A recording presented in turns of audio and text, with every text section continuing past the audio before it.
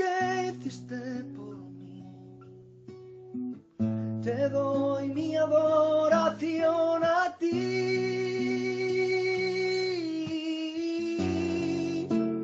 Santo Cordero, Dios de los cielos, te quiero adorar, te quiero exaltar. El universo, el mundo entero te tiene que adorar, te tiene que exaltar. Santo Cordero, Dios de los cielos, te quiero adorar, te quiero exaltar. El universo, el mundo entero te tiene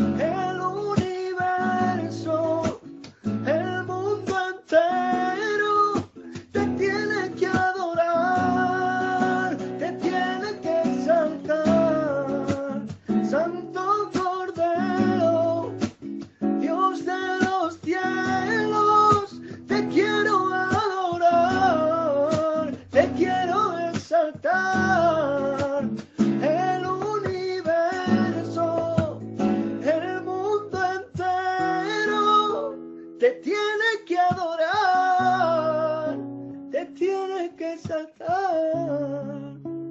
Santo Cordero, Dios de los cielos, te quiero adorar, te quiero exaltar.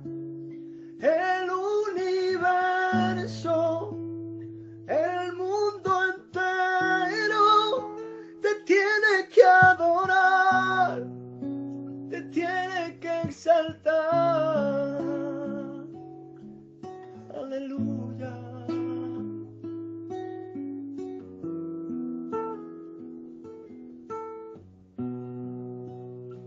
Es que no hay nadie como Él, nadie como Él, no hay nadie como Él, nadie como Él, no hay nadie como Él, como Jesús de Nazaret. Es que no hay nadie como Él, nadie como Él, no hay nadie como Él, nadie como Él, no hay nadie como Él, como Jesús de Nazaret. Él es tu amigo fiel, Él es tu defensor, en quien puedes confiar, con quien puedes tú hablar, Jesús. Él nunca te defraudará. Él es tu amigo fiel, Él es tu defensor, en quien puedes confiar, con quien puedes tú hablar, Jesús. Él nunca te defraudará. Y es que no hay nadie como Él, nadie como Él, no hay nadie como Él, nadie como Él, no hay nadie como Él, como Jesús de Nazaret. Es que no hay nadie como Él, nadie como Él, no hay nadie como Él, nadie como Él, no hay nadie como Él, como Jesús de Nazaret. Él es tu amigo fiel, Él es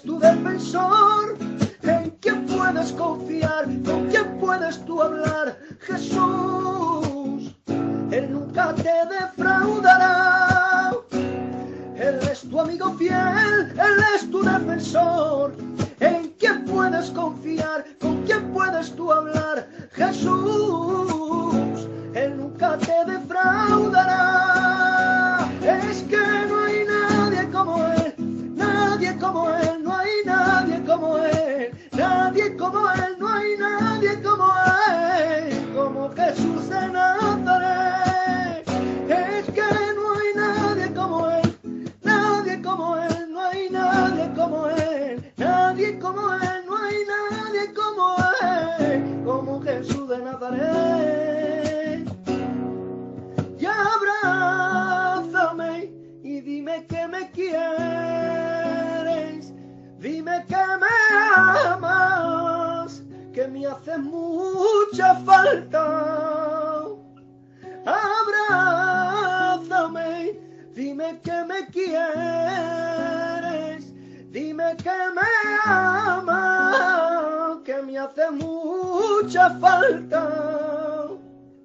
Te abrazo y te quiero, porque eres mi hijo, el que yo deseo. Te abrazo y te quiero, porque eres mi hijo, el que yo deseo.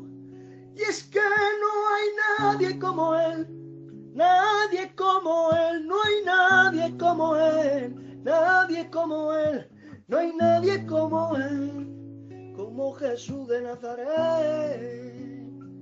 Es que no hay nadie como Él, nadie como Él, no hay nadie como Él, nadie como Él, no hay nadie como Él, como Jesús de Nazaret.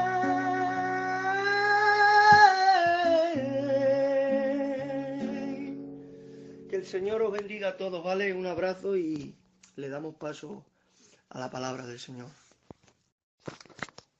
Buenas noches, paz y bien para todos mis hermanos de este canal tan hermoso. Os saludo a todos en el nombre de Jesús.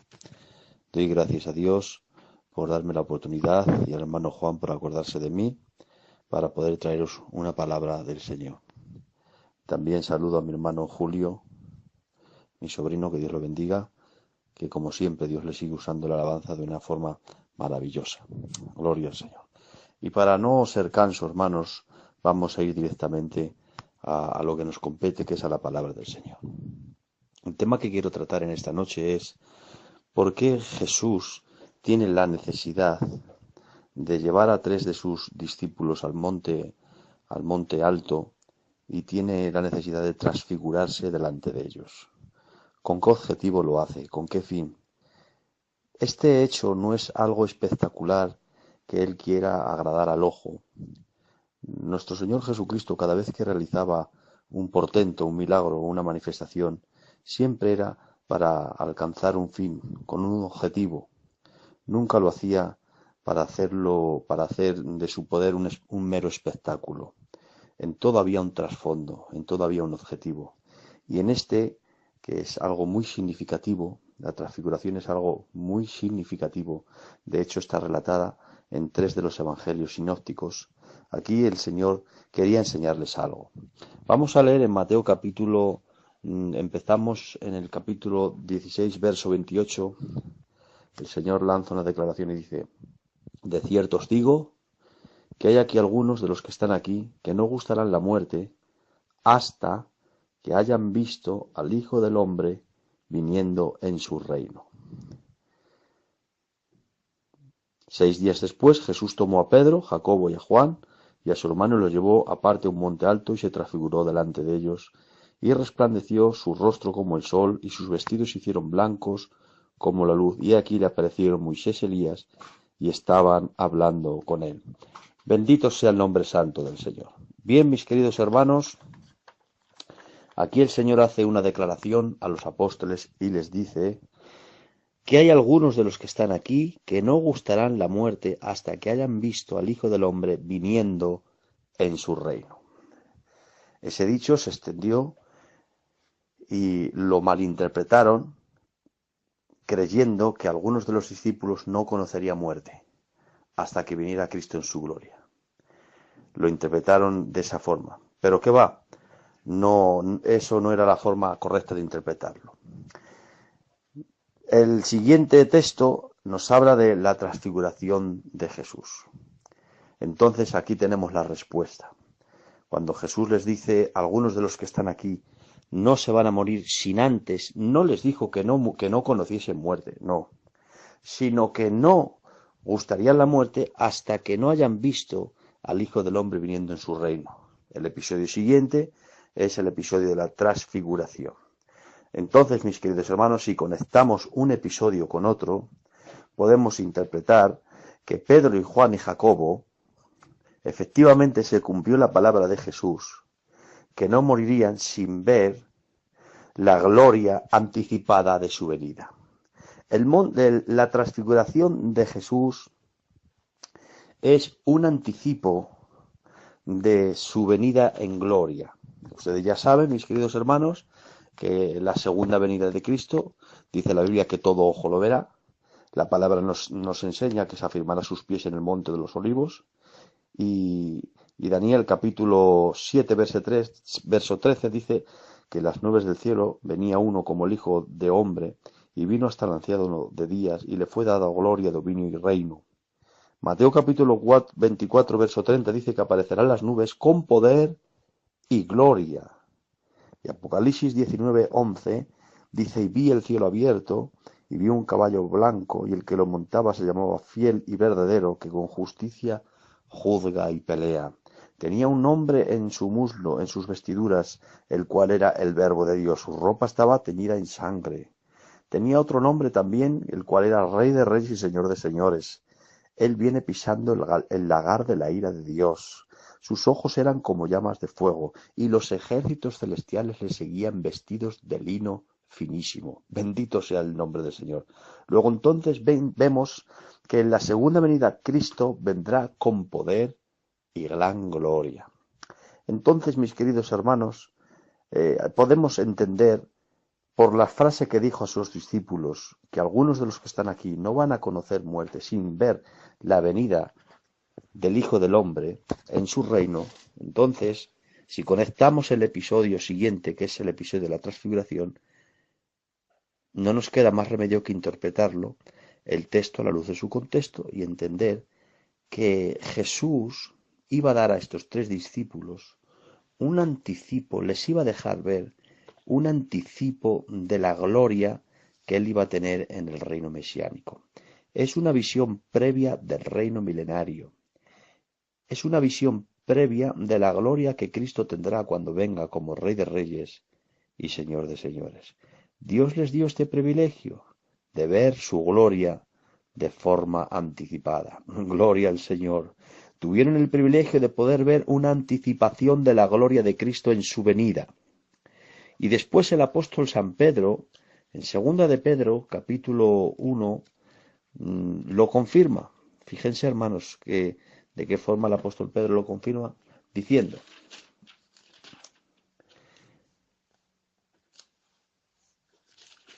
dice así, porque no os hemos dado a conocer el poder y la venida de nuestro Señor Jesucristo, siguiendo fábulas artificiosas, sino como habiendo visto con nuestros propios ojos su majestad. Pues cuando él recibió de Dios Padre honra y gloria, le fue enviada desde la magnífica gloria una voz que decía: este es mi Hijo amado, en el cual yo tengo toda mi complacencia. Y nosotros oímos esa voz enviada del cielo cuando estábamos con él en el Monte Santo. Fíjense, hermanos, aquí el apóstol Pedro conecta la venida con el episodio del monte. Dice, no os hemos dado a conocer el poder y la venida de nuestro Señor con fábulas, sino como viéndola con nuestros ojos, escuchando con nuestros oídos la voz de Dios desde la magnífica gloria, cuando nosotros vimos su gloria cuando estuvimos con él en el Monte Santo. El apóstol Pedro conecta la venida de gloria con el episodio de la transfiguración en el Monte Santo. Luego entonces, esto, hermanos, nos confirma que el episodio de la transfiguración es un cuadro mesiánico, es un anticipo de la gloria que Él tendrá en su venida. Jesús descorre el velo de su humanidad y deja que su naturaleza divina que tiene dentro irradie hacia afuera. Bendito sea el nombre santo del Señor. Bien, pues ahí, creo que hasta ahí estamos todos de acuerdo, hermanos. Repito, el episodio de la transfiguración es un anticipo de la gloria que Cristo con la que vendrá en su segunda venida. Bien, ¿y por qué el Señor, aquí lanzo esta pregunta, y por qué el Señor tiene la necesidad, se ve la necesidad de descorrer el velo de la carne para que ellos vean la gloria que Él tendrá en su reino mesiánico? Pues muy fácil, hermanos. Miren, la perspectiva mesiánica de tanto del pueblo como la de los discípulos, la perspectiva mesiánica les iba a quedar frustrada, sobre todo con los discípulos, al no encarar y manifestar el Mesías nacional que ellos esperaban. Fíjense, hermanos, Jesús, un capítulo antes, les dice: ¿quién dice la gente que yo soy? Y unos dicen, unos Elías, otros Jeremías. ¿Y vosotros, quién decís que yo soy? Y dice Pedro: tú eres el Cristo, el Mesías, el Hijo del Dios viviente. Y Jesús le confirma, le dice: pues bienaventurado eres, Pedro, que no te lo ha revelado carne ni sangre, sino mi Padre que está en los cielos. Es decir, que Jesús confirma que la declaración de Pedro, verdaderamente, que él, que el Mesías que ellos tanto estaban esperando, están delante de él. Jamás Jesús lo dijo tan abierto. Jamás Jesús dijo al pueblo o en alguno de sus sermones que él era el Mesías, que él era el Cristo. Siempre lo había dicho de forma indirecta. El reino de los cielos es semejante a un sembrador. El reino de los cielos está entre vosotros. Pero jamás él anunció que él iba a encarnar ese Mesías que ellos esperaban. Claro, ahora Jesús les confirma a los discípulos: bien has dicho, Pedro, yo soy el Cristo, no te lo ha revelado ni carne ni sangre, sino mi Padre que está en los cielos. Y acto seguido, dice Jesús, dice: y desde entonces comenzó a decirles: el Hijo del Hombre será entregado en manos de los sacerdotes, de los escribas, y será escarnecido y será maltratado y será muerto, pero al tercer día resucitará. Claro, no entendían los discípulos: vamos a ver, nos acabas de decir que eres el Mesías que tanto estamos esperando, el Mesías que estamos esperando que nos libre del yugo de Roma, el Mesías que estamos esperando que venga con poder y gloria y quite a estos impostores que nos están oprimiendo, que están usurpando nuestras tierras, que estamos aquí como siervos trabajando para ellos. Nos acabas de confirmar que tú eres el Mesías nacional que estamos esperando, el Mesías político que estamos esperando, el Mesías que va a cumplir los pactos que el Señor hizo a nuestros padres, a nuestros patriarcas, pacto davídico, pacto palestino, pacto abránico. Y ahora nos dices que vas a Jerusalén a morir, y ahora nos dices que vas a ser maltratado, escarnecido, y que vas a ser entregado en manos de escarnecedores. No te entendemos, Señor, nos funden los plomos. Pues si eres el Mesías, ¿por qué dices que te encaminas a morir? Si eres el Mesías, ¿por qué? Y claro, ellos no podían asociar que si les acababa de confirmar que era el Mesías Rey, el Cristo, el ungido que tanto ellos esperaban, no podían asociarlo con un Mesías sufriente. No podían asociar el carácter del Mesías Rey con el carácter de siervo que Jesús les estaba nombrando. No podían asociar los padecimientos con la gloria que ellos esperaban que encarnase el Mesías. No podían asociar un Mesías que viniese como cordero cuando ellos tenían una perspectiva de león. No podían asociar un Mesías que trajese una aparente derrota en muerte, en humillación, cuando ellos están esperando un Mesías que traiga triunfo, que traiga liberación, que venga de una forma llena de esplendor, llena de poder. Claro, esa cara de la moneda Cristo la manifestará, pero a su debido tiempo.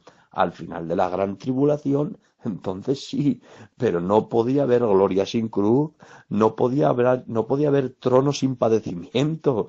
Jesús, para que viniese como Rey de Reyes, primeramente tenía que venir en humillación, primeramente tenía que venir como Cordero, primeramente tenía que beberse la copa del Getsemaní hasta la última gota, tenía que padecer, tenía que sufrir, tenía que experimentar el desamparo temporal del Padre, para que nosotros no fuésemos desamparados eternamente. Y ellos no podían asimilar, les faltaba luz, les faltaba conocimiento, y las profecías que hablaban de un Mesías sufriente no eran capaces de aplicarlas al Cristo que ellos esperaban. Y es por eso que cuando Jesús se encaminaba a la cruz y se encaminaba al sufrimiento, la perspectiva mesiánica de los discípulos iba a quedar frustrada, pensando que no ha podido el Cristo cumplir con los propósitos que él tenía. ¿Qué es lo que ha pasado? Dios ha fracasado, no lo han recibido, no ha podido establecer el reino. ¿Qué es lo que ha ocurrido? Al no recibir al Mesías, le han llevado a la cruz y al final Dios no va a poder cumplir con los pactos abránicos. Dios no va a cumplir con las promesas que Dios ha hecho a nuestros padres. Ha quedado frustrado, no ha podido el Señor cumplir con su propósito. Si era el Mesías, ha fracasado Dios, no ha podido cumplirlo, no ha podido llevarlo a cabo. ¿Qué es lo que ha pasado? La perspectiva mesiánica les iba a quedar frustrada. Y claro, le era necesario al Señor tomar a 3 de sus discípulos, inclusive a 2 de los cuales más tarde iban a plasmar las doctrinas en las cartas apostólicas, como era el apóstol Juan y el apóstol Pedro, mostrarles un ápice. Era necesario para Jesús mostrarles un anticipo de la gloria que él tendrá en el reino mesiánico. Le era necesario, venid para acá, tontorrones, subir conmigo al monte, que os voy a dar un anticipo de la gloria que yo voy a traer, que mis planes no se han frustrado, que yo voy a cumplir la cara del Mesías que vosotros esperáis, que yo la voy a cumplir, que Dios va a cumplir sus promesas, que las promesas que Dios ha hecho a los padres, a los patriarcas, a Abraham, Isaac y Jacob, que no van a quedar frustradas, que yo las voy a cumplir. No os preocupéis, hombre, que vuestra perspectiva mesiánica no quede frustrada. Venid conmigo al monte, que os voy a dar un paladeo, una gloria anticipada de mi venida, para que entendáis que aunque veáis en mí un aparente fracaso, que aunque veáis en mí agonía, sufrimiento, una aparente derrota, que va el triunfo, la gloria, la victoria, se va a gestar en el dolor, se va a gestar en ese aparente fracaso, se va a gestar en esa aparente derrota, pero en esa aparente derrota hay gloria, hay triunfo. Voy a despojar al diablo de todo su poder, le voy a quitar el poder legal que tiene para acusaros delante de mí, le voy a desarmar, le voy a derrotar, le voy a enjuiciar, voy a condenar el pecado en la carne, voy a condenar la naturaleza caída, y eso va a ser el sufrimiento, va a ser la semilla de la gloria que yo voy a tener en el reino futuro. Venid para acá, hombre, no quedéis con una perspectiva mesiánica frustrada. No os preocupéis, que aunque aparentemente fracaso, no fracaso, es la gestación de mi triunfo, de mi gloria, y en ese momento se redescorre el velo de la carne y deja que irradie hacia afuera la naturaleza divina que él tenía, y ahí pudieron ver una gloria anticipada del reino mesiánico, ahí pudieron ver una gloria, un paladeo, un anticipo de la gloria que él tenía. Dice, y su rostro resplandecía como el sol del mediodía, y sus ropas se volvieron blancas, tan blancas que ningún lavador. Vieron a Cristo con la gloria que él tendrá cuando venga como Rey de Reyes y Señor de Señores, anticipadamente, para que ellos entendieran que los pactos, que la gloria mesiánica, que Dios va a seguir tratando con Israel. Gloria tenga el nombre santo del Señor. Y es que tengo que deciros una cosa, mis queridos hermanos. El apóstol San Pablo nos enseña y nos dice, ¿ha desechado Dios a su pueblo? En ninguna de las maneras. Pues el endurecimiento de Israel ha sido en parte hasta que haya llegado la plenitud de los gentiles. Hay un hasta. Es verdad que Israel como nación ha quedado endurecida. Es verdad que Israel como nación está en incredulidad. Pero ese endurecimiento, esa ceguera judicial, tiene un tiempo final, tiene un hasta. ¿Y cuándo es ese hasta? Hasta que haya entrado la plenitud de los gentiles. Luego, como está escrito, vendrá de Sion el libertador y todo Israel será salvo. ¿Cuándo ocurrirá la plenitud de los gentiles? Cuando el último componente del cuerpo de Cristo se ha añadido a la Iglesia y la Iglesia ya se haya completado. Entonces vendrá Cristo con voz de mando, con voz de arcángel y con trompeta de Dios. Los muertos en Cristo resucitarán primero, y luego nosotros los que hayamos quedado seremos arrebatados juntamente con ellos en las nubes para recibir al Señor en el aire. Después, gloria al Señor, comienza la semana 70 de Ananil, la que queda de cumplirse, y al final de la gran tribulación dice la Escritura que aparecerá Cristo en las nubes, y dice la Biblia, he aquí, vienen las nubes y todo ojo lo verá. Y dice la Biblia, y todas las naciones y las tribus de la tierra harán gran lamentación sobre él. ¿Por qué? Porque entendieron que el Cristo que ellos crucificaron era el Mesías que venía con poder y gloria. Que el Cristo que ellos estaban esperando era el Mesías que ellos crucificaron y el Mesías que mataron de esa forma tan cruel, y harán gran lamentación. ¡Ay, Dios mío! Si el Mesías que estamos esperando ya vino y no lo reconocimos. Entonces, gloria al Señor.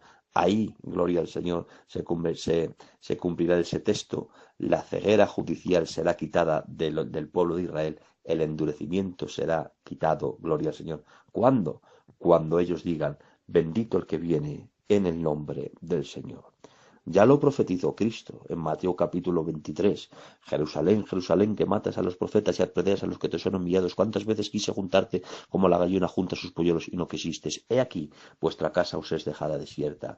He aquí, no me veréis más hasta que digáis, bendito el que viene en el nombre del Señor. Luego todo Israel será salvo. Todo del todo creyente, claro está. Luego entonces, mis queridos hermanos, Dios no ha desechado su pueblo, claro que no. Hay unas promesas, el pacto que Dios hizo con Abraham, pacto abránico, el pacto davídico, el que tendría un reinado para siempre, gloria al Señor, y su reino no tendrá fin, le dijo el ángel a María. Pacto palestino, una extensión de terreno, nuevo pacto, escribir las leyes de Dios en la mente y en sus corazones. Hay un montón de promesas para Israel. Las promesas para Israel son terrenales, mientras que las promesas para la Iglesia son celestiales. Por eso es que nuestra ciudadanía no es de esta tierra, nuestra ciudadanía es del cielo, dice Filipenses capítulo 3, verso 20. Y los pactos de Dios son terrenales, y Dios no ha abrogado los pactos. Dios es fiel. Lo que ocurre que Israel, por su incredulidad, Israel, por no haber recibido al Señor y no haber recibido al Mesías sufriente, las promesas de Dios, los tratos de Dios con Israel han quedado pospuestos y se ha abierto el paréntesis de la Iglesia. Y ahora es la era de la Iglesia, que todo aquel que crea en el Señor será salvo. Venid a mí, todos los cargados y trabajados, venid a mmí, que yo soy el camino, la verdad y la vida, y todo que el Padre me dará, vendrá a mí. En la puerta del arca está abierta. ¿Para qué? Para sacar de entre los gentiles un nuevo orden, una nueva creación. ¿Y cuál es? Un cuerpo, una nueva entidad compuesto de judíos y de gentiles, el misterio oculto que había sido revelado, aleluya, al apóstol Santiago, pero que había sido oculto desde antes de los siglos, la creación de un nuevo cuerpo, de una nueva entidad, en las que ya no hay distinción ni de raza, ni de cultura, ni de nación, unidos vitalmente con la cabeza que es Cristo, para pasar a ser representantes de Dios en la tierra, el cuerpo de Cristo, la esposa de Cristo, la iglesia, la redimida, los santos, los posicionados en los lugares celestiales con Cristo. Ahora es la etapa, el paréntesis de la Iglesia, hasta que el último componente de los gentiles sea añadido a la Iglesia, y al completarse el cuerpo de Cristo, la Iglesia sea arrebatada. Entonces los tratos de Dios con Israel serán otra vez reanudados. y otra vez Israel podrá ser salvo, y otra vez Dios podrá empezar a reanudar los pactos y las promesas que Dios hizo a los patriarcas. Por lo tanto, Dios no ha desechado a su pueblo, por lo tanto, las promesas que Él hizo las va a cumplir. Dios es fiel, Dios no se echa atrás, Dios no se arrepiente. Lo que ocurre es que ellos las han retrasado. Ellos eran cabeza, pero han pasado a ser cola, y nosotros que éramos cola hemos pasado a ser cabeza, porque los primeros serán los últimos. Nosotros éramos los últimos, hemos pasado a ser los primeros, y ellos que eran los primeros han pasado a ser los últimos. ¿Por qué? Porque a los suyos vino y los suyos no les recibieron. Pero a todo el que crea, a todo el que le ha recibido, le ha dado el poder, le ha dado la dignidad, le ha dado la honra de ser llamado hijo e hija de Dios. Bendito sea el nombre santo del Señor. Por lo tanto, hermanos, tenemos que entender que Jesús se ve en la necesidad de transfigurarse para que ellos entiendan que Israel no ha sido desechado, sino que Dios al final cumplirá con sus promesas y con el reino mesiánico. Y aunque vosotros veáis en mí un aparente fracaso, pero mirad, os dejo ver la gloria que yo traeré cuando venga con toda la potencia y con todo el esplendor. Se descorre el velo de su carne y la naturaleza divina irradia hacia afuera. Bendito sea el Señor. No tengáis una perspectiva mesiánica frustrada, que aunque parezca que no, yo voy a cumplir las promesas que os hice. Bendito sea el Señor. Bien, hermanos, pues eso nos da una enseñanza maravillosa. Después de haber interpretado el texto a la luz de su contexto, también, hermanos, esto a nosotros nos enseña que de la misma manera que Dios tenía unas promesas para con Israel, de esa misma forma, Dios tiene con nosotros, Dios nos ha dado preciosas y grandísimas promesas. Nos espera la gloria eterna. Dios nos ha dado a través de sus promesas una esperanza viva. Nos espera la resurrección de los muertos, nos espera la eternidad, nos espera el rapto, nos espera el cuerpo glorificado, nos espera los galardones, nos espera la nueva Jerusalén, nos espera algo, hermanos, maravilloso. Y de la misma forma, hermanos, que ellos no podían quedar frustrados por la pasión de Cristo, por el dolor, por los clavos, por el aparente fracaso, Jesús les estaba dando a entender que no podían quedar perplejos, no podían quedar anodadados al punto de que ellos pensaban que habían quedado desechados y que Dios no iba a cumplir con sus promesas.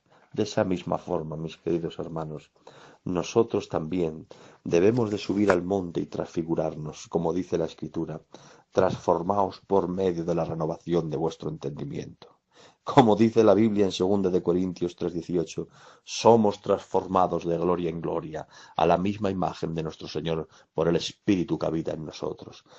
El dolor por el que pasemos, la pasión que experimentemos, la angustia, la aflicción, la tribulación, no podemos permitir que empañe en nosotros la esperanza de gloria. No podemos permitir que las lágrimas nos impidan de ver el futuro glorioso que nos espera. No podemos permitir que el dolor nos haga quedar perplejos, absortos. No podemos permitirlo, hermanos. Debemos de ser hombres y mujeres de Dios y transformarnos en el hombre interior. Aunque nuestro vaso es de barro, pero dentro de nosotros tenemos un tesoro magnífico, gloria al Señor, una naturaleza divina que Dios ha implantado en nosotros. Por eso es que dice en 2 de Corintios 4:7 que tenemos este tesoro en vasos de barro, que estamos atribulados en todo, mas no angustiados, que estamos en apuros, mas no desesperados, que estamos perseguidos, mas no desamparados, que estamos derribados, mas no destruidos, que aunque este cuerpo exterior se va desgastando, el interior se renueva de día en día. Vamos al subir al monte, vamos a transformarnos para que el dolor presente no empañe la visión futura que el Señor nos ha prometido en nosotros, porque las aflicciones del tiempo presente no son comparables con la gloria venidera, porque esta leve tribulación momentánea produce en nosotros un eterno y excelente peso de gloria. Aprendamos de Jesús, que fue capaz de menospreciar el oprobio. Dice, puesto el gozo delante de él, menospreció el oprobio y sufrió la cruz. Aprendamos a menospreciar el oprobio y a poner delante de nosotros el gozo anticipado de su venida, el gozo anticipado de sus promesas celestiales, el gozo anticipado del cuerpo glorificado, el gozo anticipado de estar con Cristo por toda una eternidad. Seamos capaces de menospreciar el oprobio, poniendo delante de nosotros el gozo. Gozosos es la esperanza, sufridos en la tribulación. Por lo tanto, transfigúrate, por favor. No dejes que el dolor te deje sumido. No caigas en un desaliento extremo. Vamos a subir al monte y vamos, gloria al Señor, a transformarnos por medio de la renovación de nuestro entendimiento, a que nuestro interior se renueve de día en día, para que nuestras perspectivas eternas no queden frustradas. Bendito sea el nombre santo del Señor. Bien, mis queridos hermanos, aclarado el por qué Jesús tiene que transfigurarse, gloria al Señor, quisiera por favor que los que estén entendiendo el mensaje, por favor, confírmemelo con un amén. Amén, gloria al Señor. Gracias, hermano Juan. Bueno, pues para ir finalizando, dice que con él aparecen Moisés y Elías. ¿Saben ustedes, hermanos, que Elías no murió, que fue traspuesto y fue trasladado en un carro de fuego sin conocer muerte? Y Moisés sí murió. Luego entonces tenemos que entender, hermanos, que Moisés y Elías representan dos compañías con las que Cristo vendrá en su venida en gloria. Dice la Biblia que Jesús vendrá dice, y los ejércitos celestiales le seguirán vestidos de lino finísimo. Jesús vendrá con dos compañías, los muertos en Cristo, que han resucitado primero, y los que han sido transformados sin conocer muerte en el rapto. Y Cristo vendrá, gloria al Señor, con estas dos compañías, que son los muertos que nos han antecedido, que han resucitado con cuerpo glorificado, y los que han quedado vivos hasta la venida del Señor, que han sido trasladados para recibir al Señor en el aire. Por eso, Elías representa con los que Cristo vendrá habiendo sido arrebatado sin conocer muerte, y Moisés representa los muertos en Cristo que resucitarán primero. Bendito sea el nombre santo del Señor. El episodio de la transfiguración es un cuadro mesiánico. De esa misma forma, Pedro, Juan y Jacobo representa la gente que ha quedado al final de la gran tribulación, que ha quedado viva y entra en calidad de salvos, pero entran al reino milenial con cuerpos naturales. Así, Cristo, que es el Rey, el Mesías, Elías, que representa los que son trasladados, los que han quedado vivos hasta la venida del Señor, y Moisés, que representa a los muertos de Cristo, así Cristo vendrá con estas dos compañías a reinar y a establecer el reino mesiánico. Pedro, Juan y Jacobo representan los que entran al milenio con cuerpos naturales, los israelitas que entran en calidad de salvos con cuerpos naturales al reino mesiánico de Cristo. Bendito sea el nombre santo del Señor. Bien, Pedro, Juan y Jacobo, cuando ven este cuadro de gloria, se quedan boquiabiertos y dicen: buenos para nosotros, Señor, estar en este lugar. Hagamos 3 enramadas, una para ti, otra para Moisés y otra para Elías. Y parece que es como que Dios se enfada. Dios se enfada, viene una nube que cubre a Moisés y a Elías, y una voz sale desde la magnífica gloria: este es mi Hijo amado, en el cual yo tengo toda mi complacencia. Pedro falló en el que igualó a Moisés y a Elías, le igualó a Jesús, pero Dios es como que de alguna forma le da una reprimenda: mirad lo que os digo, este es mi Hijo, a quien tenéis que oír, es a mi Hijo, que en él está toda mi complacencia. Mis queridos hermanos, eso nos enseña algo maravilloso, que hoy estamos dando también mucha importancia. Se está dando mucha importancia al instrumento. Se está dando mucha importancia al vaso, mis queridos hermanos. Hoy, por desgracia, estamos cayendo en ese mismo error, que estamos dando tanta importancia al mensajero más que al mensaje. Y es más importante el mensaje antes que el mensajero. Hoy los eventos tienen éxito por el cartel que pongas. Si pones un buen cartel, si pones un predicador de élite, si pones un buen cantante, tiene éxito el evento. Si no, no tiene éxito. Qué pena, mis queridos hermanos. No nos estamos dando cuenta que verdaderamente esta obra, si Dios no está, no tiene sentido. Que el que embellece la obra no son los hombres con muchos talentos, que no podemos convertir la Iglesia en un escaparate de exhibición de dones, que si esta obra tiene sentido, que si esta obra tiene magia, que si esta obra tiene belleza, es porque es Dios quien está en medio de ella. Que en vano trabajan los edificadores si Jehová no edifica la casa, que en vano plantamos, que en vano regamos si Dios no da el crecimiento. Tengo que decirte algo, si Dios se enfada, no cae ni una gota. Si Dios se enfada, no hay crecimiento. Si Dios se enfada, la gente no se convence. Si Dios se enfada, la gente no se quebranta. Si Dios se enfada, no hay gloria. Por lo tanto, no caigamos en el error de endiosar al instrumento, de dar más honra al mensaje, al mensajero que al mensaje, de dar más, de igualar y dar la misma gloria al predicador que al predicado.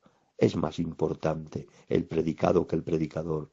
Es más importante el mensaje que el mensajero. Nosotros somos barros de barro, pero es Dios quien da el crecimiento. Bendito sea el nombre santo del Señor. El Señor les dice, este es mi Hijo amado, en el cual tengo toda mi complacencia. A Él oíd. Bendito sea el Señor. Parece ser, mis queridos hermanos, que esa manifestación les cautivó. Parece ser que quedaron extasiados por ver esa manifestación, por ver a Moisés, por ver a Elías. Pero dice la Escritura que alzando ellos los ojos, al final, solamente Jesús quedó en el medio. Desapareció Moisés, desapareció Elías, y solamente Jesús estaba en el medio. El Verbo de Dios solamente estaba en el medio. Y eso nos da una enseñanza, mis queridos hermanos, que no debemos de perseguir manifestaciones, que no debemos de ser tan místicos, que no debemos de quedarnos extasiados por cualquier manifestación o por cualquier mover, que al final lo único que permanece es el Verbo, que al final lo único que perdura es el mensaje de la palabra, que al final lo único que tiene fundamento es su palabra, que las manifestaciones van y vienen, que los moveres van y vienen, pero que al final solo Jesús permanece, solo los que estén fundamentados en el Verbo. Hoy hay gente que persigue mucho lo místico, lo espectacular, los movimientos sugestivos, pero al final te digo que todo desaparece y solo quedará Jesús. Y alzando sus ojos, solo Jesús quedó en el medio. Tengo que decirte, mis queridos hermanos, que al final de todas las cosas, solamente Jesús estará a tu lado. Podrá fallarte la familia, podrá fallarte los amigos, podrá fallarte la iglesia, pero habrá uno que nunca te fallará. Ese es Jesús. Por lo tanto, mi querido hermano, vamos a darle prioridad. No le igualemos a nada ni a nadie. Solamente Jesús es quien debe de tener nuestra máxima atención, porque todo pasa, pero Jesús permanece. El que está afianzado, fundamentado, cimentado en Jesús, gloria al Señor, no le va a mover ninguna circunstancia, porque al final solamente tendrás a Jesús. Habrá momentos que ni aun la familia te prestará atención. Habrá momentos que no tendrás a nadie en tu dolor. Habrá momentos que te sentirás incomprendido. Pero alzarás tus ojos y Jesús sí estará ahí. Porque al final de todo, el único que no te falla es Jesús. Este ha sido el mensaje de Dios para esta noche.